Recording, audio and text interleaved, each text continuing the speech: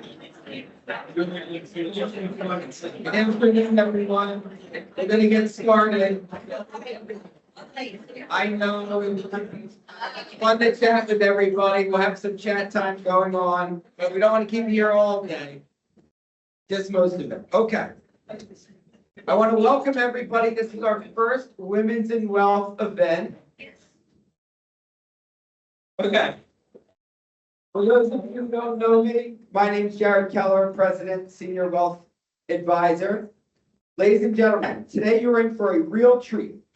It is my pleasure to introduce someone that is not only incredibly accomplished, but also warm, energetic, and genuinely passionate about helping others succeed.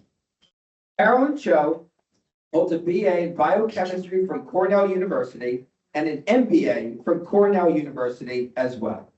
She has worked in the pharmaceutical industry, served as a professor of pharmaceuticals, and for more than a decade has been helping clients make smart financial choices, build wealth, and create lasting security. Last year, she was interviewed by Barron's about tax implications of the $1.7 billion lottery winner. So yes, she definitely knows her stuff.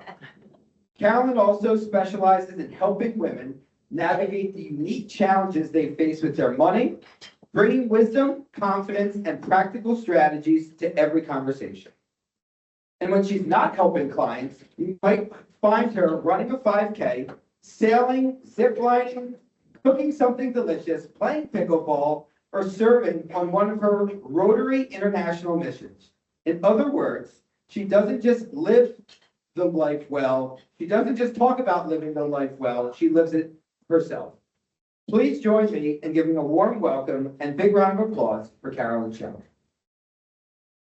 So, Paul, thank you for the very warm welcome, and it's my pleasure. This is our first Women's in Wealth, and the agenda today, so you know, is that we're not going to have you hanging while I talk ad infinitum, and then all that food is just like wafting towards you. So the agenda will be your mic up a bit so we can hear. Okay. Is this better? All right. So I'll have to hold the mic because it was not meant for someone this tall here. As Jared introduced me this earlier today, I did do my undergrad and graduate work at Barbara Cayuga's Waters. And I've been here in this country for about 40 years. And I do like to try new things, I will tell you that. I was born in Malaysia. And anybody been to Malaysia, Kuala Lumpur? Well, I highly recommend it. It's hot as Hades there. And then I spent my elementary school years in Singapore, which is, by the way, even more hot as Hades there. And then I did my middle school years in, sorry, that's my phone going off. Oops, this is now I just got shorter, sorry. Okay, how do I turn this phone? Where's my phone when I need it? I spent my middle school years in Tokyo and my high school years in Hong Kong. And then I decided to apply to Cornell, and I've been in the U.S. ever since. I've had a really wonderful career. I've traveled the world with Wyeth and with Sanofi. I got to be a global product director, so I got to meet many different people across the world and many different women. And I found that across the cross-section of all women, whether you're living in Taiwan or in Denmark, Iowa, Singapore, I found that there is a lot of similarities. And tonight I'm going to be I'll be talking to you about, I think, some key themes that I think will be useful to help women manage that journey with your life, right? So that's me. I was actually, Harry's the one that introduced me to sailing. And I thought, I really like sailing. So I took sailing lessons with my son. And then I decided to actually sail. Now, anyone who's ever driven with me, Rebecca, thank you for driving me today. You put your life in my hands. I text and drive at the same time, but I learned that you cannot sail and text at the same time, because you have to watch the water beneath before you hit a rock. And then, so obviously sailing wasn't so good. They nicknamed me Rose from the Titanic. So then I decided to go zip lining this year, and that I survived. So I'm here, as you can see, I'm here today. I love cooking, and I think you'll see me in advisor videos. Those of you who are our guests today, please take a look at www.myfipadvisor.com. There's a wonderful video that we did. Actually, the home in that video is one of our clients' homes. It's truly one of the typical great American homes. So we asked for their permission to use their home. And then we have our advisor videos in there. I'm much younger and look better in that video than today. But there I share some of my hobbies, and one of them is cooking. I try everything. I love new books. I belong to a lot of book clubs. And I love trying new recipes. Does not mean I'm a good cook. Just trying new recipes. So I also love working with all kinds of my clients, new clients and our current clients. So that on that picture up there, I don't have is that Courtney's is also a pointer? Yep, both. In the middle button. Middle button. This one? Oh, look at that. I feel like my Professor Dave again. So this is David, young David over here. This is a day, it is basically a week in the life of an advisor, or at least a week in the life of my life. So we were there in the afternoon, around lunchtime. We brought Vera Deal. She's about 80. We celebrated her birthday, 84 years old, and her home. Over the years, she's been on client for many years, but she unfortunately has lost her sight. So we brought that her family was there as well. So there's David helping me light the candle. There is, Betsy didn't come today. Betsy and Charlotte, I think that's you, Beth, over there, right? In the corner, is that you? Yes, yes. So we have Galentine's Day every year. For many of our widows, we celebrate Galentine's. We know it's a rough and lonely time, and we like to be able to be there to share that day with you. So that's Charlotte and Betsy. That's actually Victor and me are on the other side. You can't see. So Victor and I work with this client. She's actually on a Zoom call at 9 a.m. in the morning with us. That's her daughter, who's a breast cancer survivor, and she's in Ecuador.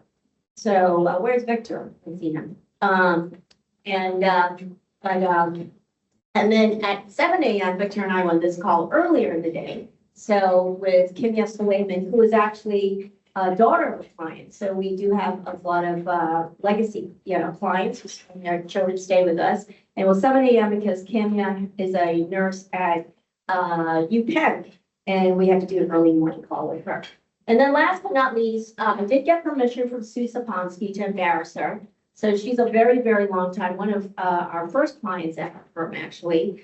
And she said she did not know how to use chopsticks. So what do? I invite her to lunch, and I actually have a whole video of her learning to use chopsticks, and you can see she was very successful. So that's the day in the life of a financial advisor. That's what we do. Yeah, we want you to have fun. Oh, and then this is another client. So you can see this restaurant is my testing arena. Susan Agniewski told me she too did not know how to use chopsticks. So I have a video of her too, and she was very successful. So that's good. And then I thought I'd share with you to start off our talk today. Therese Ta has a client, and she is also a poet. And I don't have any of her books I didn't buy any to bring today, but she writes haikus and poetry. So she says here, she knew about this financial planning seminar I was giving. So she said, well, I'll share this with you. And I thought I'd read it to you. To set into motion, not just as a notion, nor mental commotion, to squirrel away funds, to shave off slices of pension, to invest wisely in me. So I may travel, experience what hitherto has presented only in books to be my journey. So that's what we're going to talk about today, your journey, right? No one else's. The great shift of wealth to women, what it means to be for women approaching retirement and how to prepare with confidence. So I will tell you that some of these slides came from our fearless community partner. As you know, those of you who are clients, we recently became part of Carson, and they provided some of the background slides for us. And I thought this was one of those that I stole from them. I thought that resonated with me. And they talked a little bit about the greatest transfer of wealth this time, right? So I just wanted to say that before I start off, I think that right now, as you plan for your journey of financial approach retirement, I think we have a problem. We have all this money, and it's mostly going to be women inheriting it. So this isn't about the future. This is about now. This is about this decade and everyone in this room. So there are some very, very smart women in this room. Matter of fact, all of you are, right? And here's what I found working with smart women over the years. Many quietly and often you've been in my offices, we've been on Zoom, and I hear this quite a lot. If I'm so smart, why am I struggling so much with money? Either with a lack of confidence about money, feeling that you can't make your decisions about money. And let me tell you right now, that is completely normal. Because being intelligent, successful, and capable does not automatically mean that anyone has taught you how to actually manage money, invest wisely, and plan for taxes, right? You didn't wake up at 3 years old and you figured that out, right? So those are learned skills, and that's why you actually have partners such as a financial planner. And here's what at stake. Not so good to have this thing. If the women in the room, I may have to step down, don't have the tools and knowledge and confidence to manage money and to make important financial decisions that will require that, then we have to consider the downside. What's the worst case scenario? Outliving your money.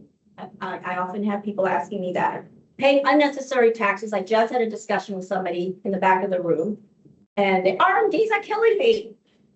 Becoming dependent on others. I know that's a fear that a lot of us have. Oops, okay, not loud enough. Delaying retirement, right? So a lot of people say that. Feeling trapped instead of free. Making rushed decisions,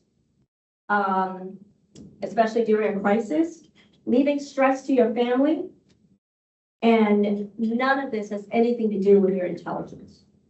It has everything to do with preparation. The good news is this, every one of those risks that I just listed can be improved when you have the right knowledge and the right plan. So I'm going to talk about 3 steps. I call them secrets of a wealthy woman. So let's take a look at this. So more women are leading financial decisions, and that will be all of you in this room. And let's look at the different approaches. When I say wealthy, I'm not talking about just dollars and cents. Well, it is part of it too, but I'm talking about you women being confident, informed, prepared, and in control of your future. Because true wealth is more than money. We probably know that, right?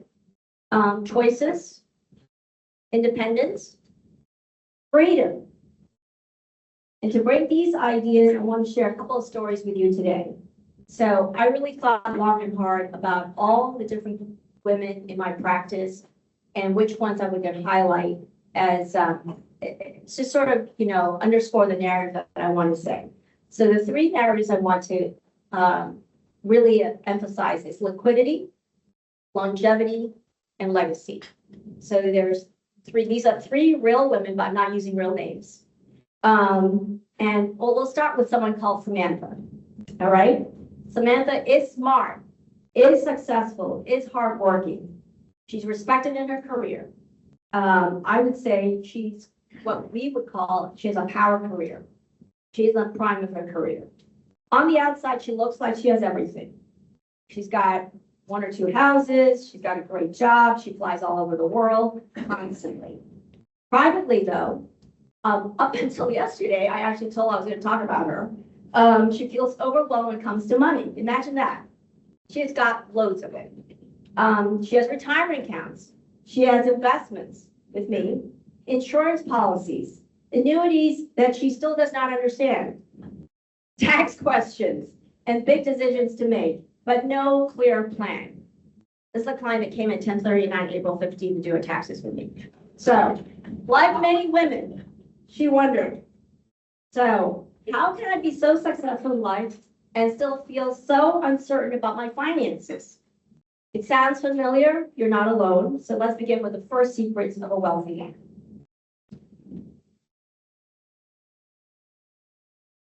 Here. So let me give you a little background, Samantha. She earns over $300,000 a year. She's built a substantial 401k, IRA, and investment portfolio. She also has more than $1 million in company stock compensation through RSUs, PSUs, and ESOPs. Does it sound like alphabet soup? It sounds like alphabet soup to her. We're both biochemists. She's a doctor, actually. And we can talk science all day. But when it comes to this stuff, she says, what is this statement from Merrill Lynch? And why do I want from Merrill Lynch and one from Morgan Stanley? What is this? So, she asked me, what is this? What does PSU even stand for? When should I cash them in? Is this money real? How do RSUs really work? What's a grant price and a strike price? And I owe all these taxes, yikes. That was on April 15th. If I lose my job, what happens? Can I really afford my dream home in Connecticut? So those of you who are clients, you know, we do a My FIP plan and we write down your goals, right? And then in her goals is to buy her happy place home, which I have visited. She had rented it before. I've visited in Connecticut. It's Guilford, Connecticut. But the sticker price is $1 million. And I've been working on it. And we can do it this year. So, and here's what's making her more real. Samantha is close to 60, and I can tell you her real age. So these are not someday decisions. These are now decisions. And I was working on it up to last night. So she's also works around the clock. We have conversations at midnight, 2 a.m., 7 a.m. before she's taking a flight. These decisions follows them everywhere. Samantha is another layer of concern. She's a doctor that has worked in the pharmaceutical industry. And most of them are working career. But about 12 years ago, those of you who've been in pharma or read the paper know that, you know, whenever a drug goes off patent, whole team, a whole department is laid off. So that happened to my friend Sam. Not fun, right? And so underneath all that success, all the income, all the assets, there were anxiety, a lot of anxiety. And the first secret of a wealthy woman, liquidity.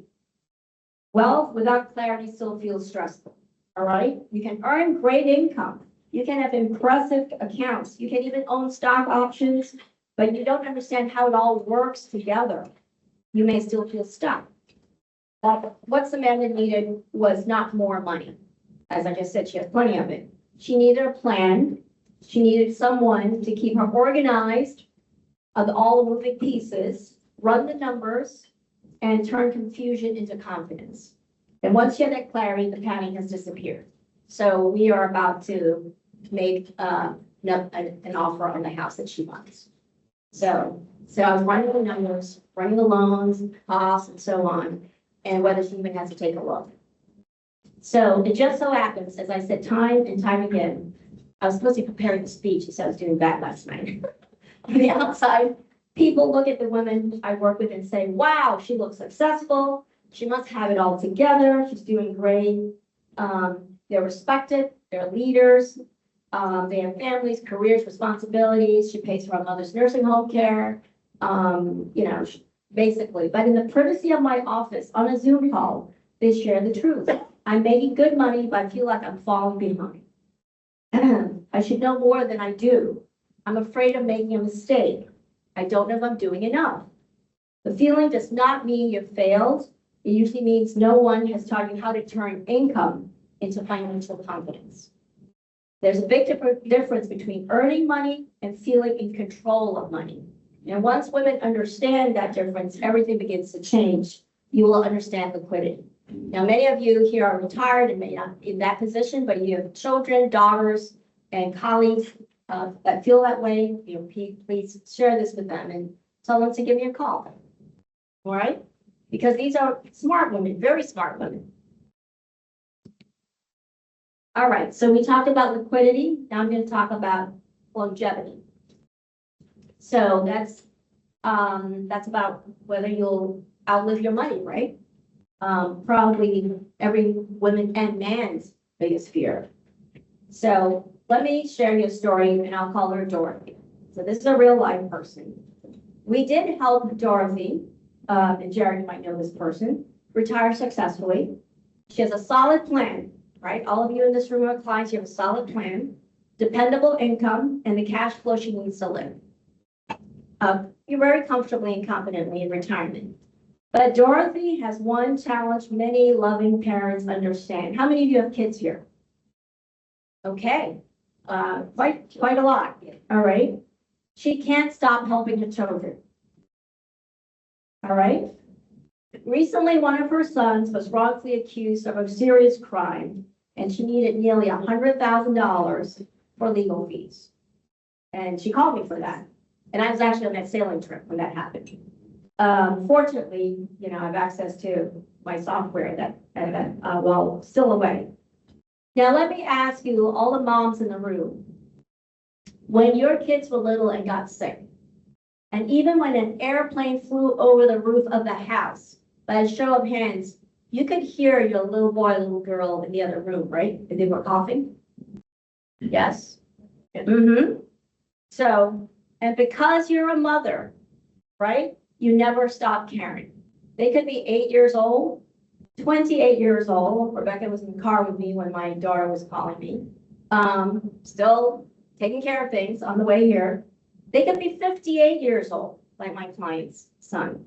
They are still your children. And that love is beautiful. And here is the lesson.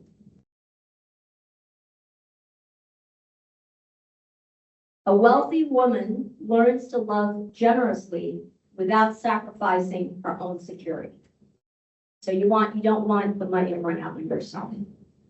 Many women put everyone else first. And as I said, I've worked with women directors and marketing managers in Norway, Denmark, Sweden, Italy, France, Singapore, Taiwan, Philippines, Malaysia, and all over the 50 states of the United States. And I have always seen women put everyone else first. I work with a lot of men too, and you notice I didn't include men in there. So the kids come first, almost always. The kids come first, the spouse, and that the parents, and then even the grandparents, even the in-laws. Goodness knows, and the grandchildren. I have probably some parents in this room that have not only the 529s for their kids, they now have the 529s for their grandkids, right? And I just opened a 529 this year for 2 great grandchildren. It was women. It was the women that asked me to do that. And the great grandfather, by the way, is also still alive. So, oh, goodness gracious. But retirement is not the season to become financially vulnerable, trying to solve everyone else's issues. Okay, you can love your family deeply but still have boundaries. You can help wisely. You can support them without jeopardizing your future, because one of the smartest financial decisions a woman can make is making sure that she remains strong too, that you remain strong too. So what did I do with Dorothy? I had to sit down with her and review her plan. She had a plan. It's not that she didn't have one with us. We had to revise the strategy and walk through it carefully. Not once, not twice, but many times. So I sat with her many, many times while we figured out this whole legal issue that we had to finance. So she could clearly understand how the income, withdrawal, taxes, and long-term plan all fit together. And because when you're emotional and worried about your child, it's hard to think, non-emotionally, right?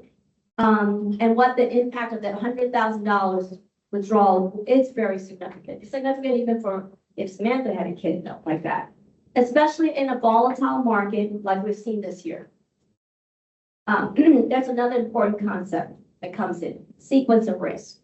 All right. Now that might sound like more jargon. I'm not trying to throw jargon out today, but it just means that if you take larger withdrawals during down market years, it can have a much more significant impact on your retirement plan than taking the same withdrawal during more robust market years, right? Do you agree with that?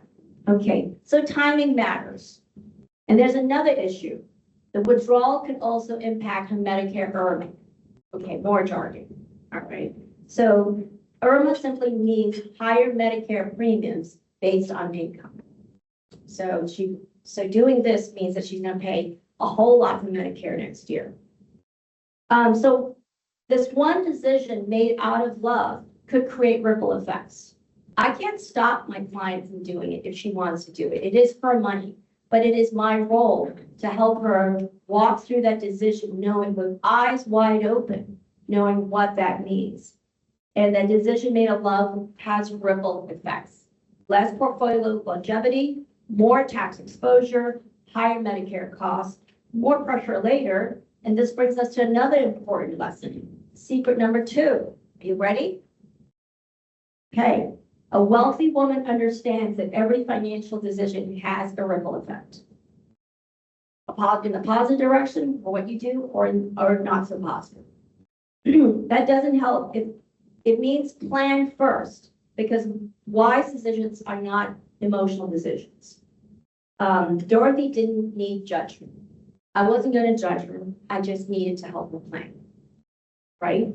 She needed someone to help her see the full picture so she can help her son and also protect her future. That's longevity. And last but not least is legacy. So it's about your short-term and your long-term goals. So I had a client who was actually an accomplished CPA and a financial advisor herself. Her husband was a lawyer. He's still alive, but due to professional issues earlier, he lost his law license. So for almost the last decade, she was the sole breadwinner and the financial person of the family. She paid the bills, she handled the planning, she understood the taxes, CPA. She even has her a very large CPA practice. She kept everything organized. But here's the rub. Although she was a 20-year breast cancer survivor, she's the only survivor left from a experimental stem cell transplant that they tried 25 years ago. She quietly carried one concern. If I go first, who will help my husband?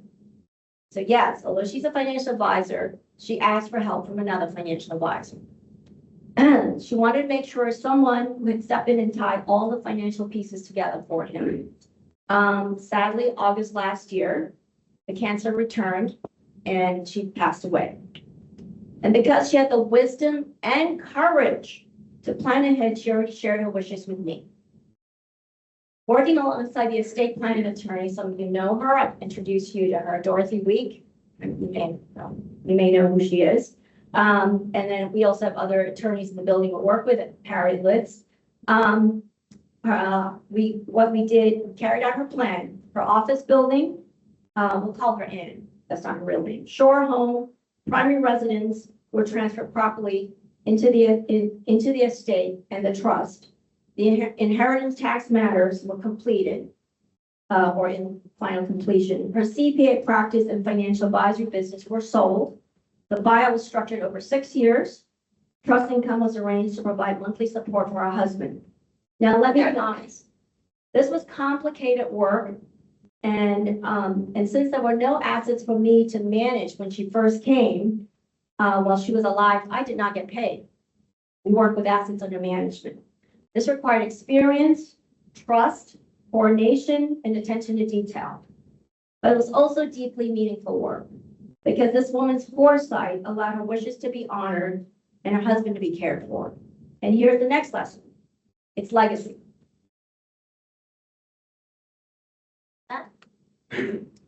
So with legacy planning, this is a tool that we like to share with many of our clients. A lot of advice might say, oh, we should never say this. I'll guarantee you a 10% return or whatever else. And they just look at the investment portfolio.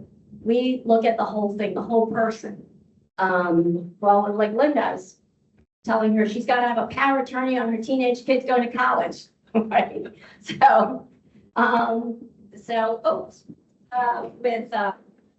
I think I am going to end up calling. And with another client, I told her that, she can afford pet insurance. because, her dog was ill and I foresaw that she'd be shelling out thousands of dollars, whereas Nationwide provides pet insurance for $89 a month. So whatever else that, falls in my wheelhouse, and I acknowledge, I will share it with you. And that is all part of what we do, all right? So legacy, secret number 3, legacy is a wealthy woman plans not for herself, but for the people she loves. Real wealth is not just what you accumulate.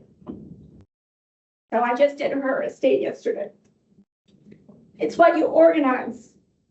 It's what you protect. It's what you pass on with intention. The client gave her husband something priceless: security, clarity, stability, during grief. That is true wealth. That is true love. It's not just saying, I love you. Anybody can say that. We have 2 million songs in the archives with that. But making sure the person you love is protected, even when you are no longer here. It is love expressed through preparation, love expressed through responsibility, love expressed through sacrifice and foresight.